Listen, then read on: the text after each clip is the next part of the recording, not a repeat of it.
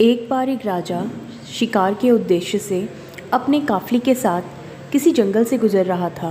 दूर दूर तक शिकार नज़र नहीं आ रहा था। वे धीरे धीरे घनघोर जंगल में प्रवेश करते गए। अभी कुछ ही दूर गए थे कि उन्हें कुछ डाकुओं के छिपने की जगह दिखाई दी। जैसे ही वे उसके पास पहुँचे तो पास के पेड़ पर बैठा तोता बोला, पकड़ो पकड़ो, एक राजा आया है। इसके पास बहुत सारा सामान होगा, लूटो लूटो, जल्दी आओ जल्दी आओ। तोते की आवाज़ सुनकर सभी डाकू राजा की ओर दौड़ पड़े। डाकुओं को अपनी ओर आते देख राजा और उसके सैनिक दौड़कर भाग खड़े हुए।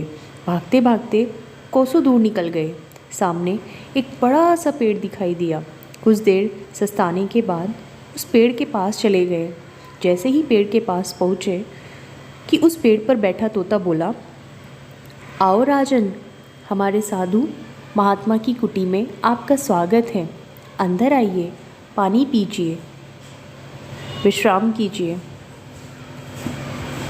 तोते की इस बात को सुनकर राजा बहुत हैरत में पड़ गया और सोचने लगा कि एक ही जाति के दो प्राणियों का व्यवहार इतना अलग अलग कैसे हो सकता है।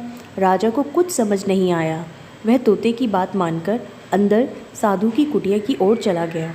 साधु महात्मा को प्रणाम कर उनके समीप बैठ गया और अपनी सारी कहानी सुनाई और फिर धीरे से पूछा, ऋषिवर, इन दोनों तोतों के व्यवहार में आखिर इतना अंतर क्यों है?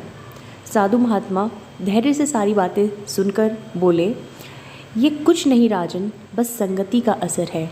डाकुओं के साथ रहकर तोता भी डाकुओं की तरह व्यवहार करने लगा और उन्हीं की भाषा बोलने लगा। अर्थात जो जिस वातावरण में रहता है वह वैसा ही बन जाता है।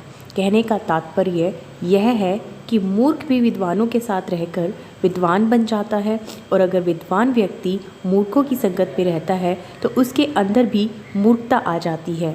इसलिए हमें संगति सोच समझकर करनी चाहिए।